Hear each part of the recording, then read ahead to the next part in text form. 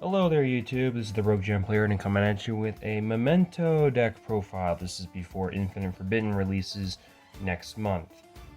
This is with the current support and with the new Gaddock from Phantom Nightmare. So keep that in mind. This is the deck as it is now for June.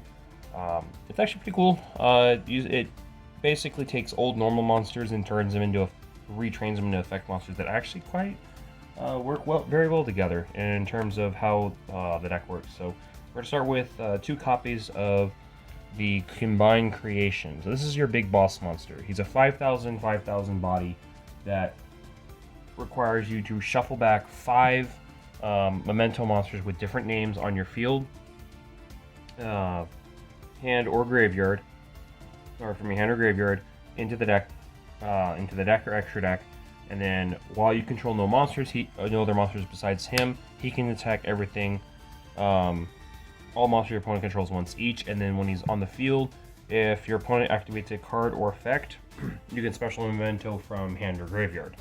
So this allows you to always have a body during your opponent's turn. And combined with the trap, it turns into basically a walking Appaloosa. Then we're playing for the low levels. So for the 3 ofs, your main combo enabler is Memento Darkblade. So on normal special, you can discard a Memento card to pop a spell trap your opponent controls. However, its other main effect is you can destroy a Memento monster and then special summon a level 3 or lower Memento from deck. So this allows you to get into your the next monster we're going to show in a minute, but also gets into it also triggers all the effects when the ones that need to be destroyed in order to activate their effects. So it keeps the deck running pretty smoothly. The main card that you're going to summon off of Darkblade is Memento Witch or Witch. Normal or special summon, she adds a Memento monster from deck to hand, except a copy of herself. And then once per turn, you can target a level 2 or lower Memento in your graveyard, destroy a Memento monster you control, and then special summon it. So it allows you to summon one of the lower levels from the graveyard by destroying any Memento monster, including herself. So keep that in mind as well. And then the last 3 of we're playing is Tatsunoku Shigo, an old vanilla monster that is actually really good. So if you do not control any monsters other than Mementos, you can special summon this card. So it is an extender.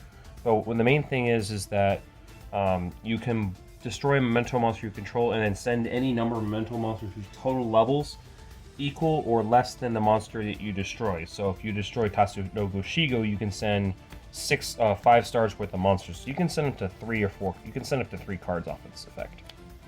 So, which is pretty important to get into your the rest of the deck. We're then playing 1 copy of the Horn Dragon or Tri-Horn Dragon. If you have 3 or more Mementos in the graveyard, it's an extender, and then you can destroy when it's destroyed by card effect, you can target up to 3 cards on the field, including a Memento card, and then destroy them. So you destroy a Memento on your field, and then you can blow up 2 cards your opponent controls if you really wanted to. And then for the low-level stuff, we're playing 1 copy of Gaddock, 1 copy of the Mace, and 1 copy of Goblin. So this recurs a card, also special itself when sent. This can take opponent's monster, but also can destroy a Memento card a Memento monster to add a Memento card from deck to hand. And then Goblin is really cool because you can protect your Memento monsters from card effects, and then if you destroy a Memento you control, you can send up to 2 Memento cards from deck to grave, which allows you, combined with the field spell, makes it so that any spell or trap can also be searched by it. And then for non-engine, 3 copies of Ash. We're playing cross-set in this deck. So this deck, because the core of the deck is very small, you can play a lot of non-engine. So one thing you can do is, because of that, you can play a lot of hand traps in this deck. So for the monsters-based ones, we're playing 3 copies of Ash, 2 copies of Effect Veiler. We're not playing Nib in this deck. It's not really necessary. You can if you like. You can side deck it, but these are the hand traps that I am playing monster-wise. We're then, for the spells, we're playing 3 copies of the Fusion. If you destroy Memento, it basically becomes a reverse Shadol Fusion by shuffling back monsters. And then if it's in the graveyard, you can banish it to destroy a monster you control and then add a Memento spell trap. So you can actually add a copy of itself if you want to, because it doesn't prevent you from adding another copy of this card. And it's a quick play, which is pretty important. We're then playing 3 copies of Bone Party. This card went up in price really recently because of the new support. But destroy Memento on your hand or field, and then special, you can either add a Memento monster from hand or special summon it in defense mode. And then during your main phase, you can banish this card to target a Memento you control, and then it can inflict piercing damage. So this is what allows your combined creation to run over defense position monsters, since it can attack all monsters your opponent controls once each. So that's a lot of damage you can put down. We're playing 1 of the field spell. It's super searchable in this deck. You only ever need to resolve it once, really. Because once the deck gets rolling, you only ever actually have to resolve this once. So, and then the remaining spells, playing 3 copies of Pot of Prosperity. You play a lot of cards that you won't always access, and it's another way of getting consistency for basically no cost. So, and since if you're going first, you're just looking for pieces. So, and then the remaining spells, we're playing 3 copies of Crossout Designator. This basically says we don't want our opponent to stop us, and this is one way of doing it. 2 copies of Super Polymerization, because we play targets in this deck for that. Not to mention, it's kind of one of those cases where you can really play it really well, and it just gives you more things to play with. 1 Triple Tactics Talent, 1 Called By, and then 1 Rhoda, because Darkblade is a warrior. So that's all the spells. And then for the traps, we're playing 3 copies of Infinite Impermanence. This is the best hand trap that you should be playing. And then for the last card is the Mental and Cranium Burst.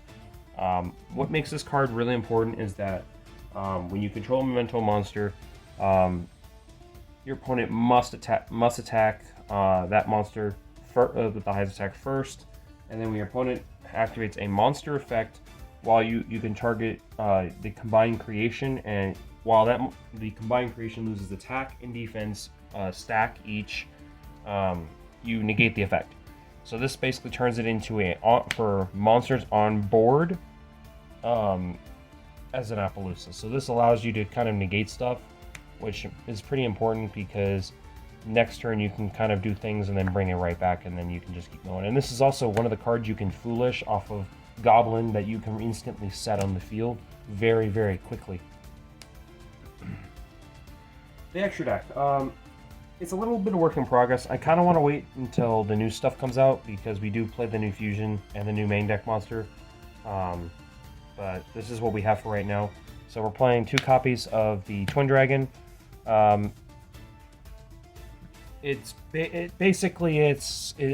part of the combo. You're going to resolve it to go into your combined creation, because it is searchable.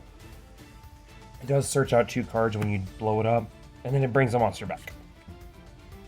We're playing 2 copies of Guardian Chimera, Mud Dragon of the Swamp, and then Magnum the Reliever. These are targets because Mental Infusion does not prevent you or does not lock you into Memento fusions with this effect.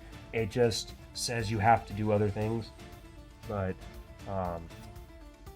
it's pretty cool, because these are really good. Chimera is pretty good in not only drawing cards but also controlling your opponent's board.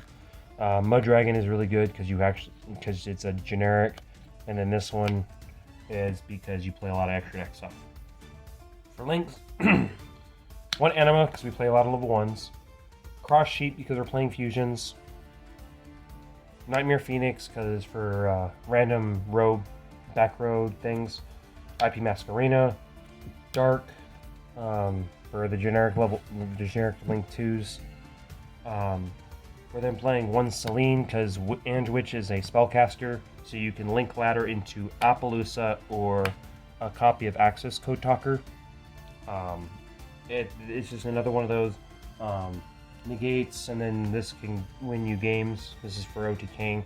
And then we're playing one copy of Underworld Goddess because we do establish enough monsters where we can just take the opponent. We can take one copy of one monster the opponent controls and then just use that. When the new Underworld Link 2 comes out, we'll be able to use that to take 2 opponent monsters, and that's actually really cool. So that's the deck. It is it does change quite a bit with the new supporter. Even though it's only going to play like 3 different cards, you can play so many other things. You can play a rank 3 toolbox to play the Goblin Biker package. That can get you the Memento Goblin to your hand and make plays with that if you choose to play it. It's kind of bricky when you do that, and this deck is just really good because it plays a lot of non-engine. So,